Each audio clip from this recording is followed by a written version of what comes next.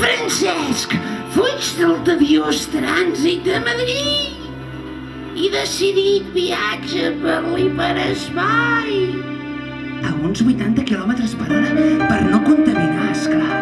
Ara sí, cap al poble no identificat. Però de sobte veuen adonar-se amb una espelma de proporcions immenses. De nou, perdut aquest cop enmig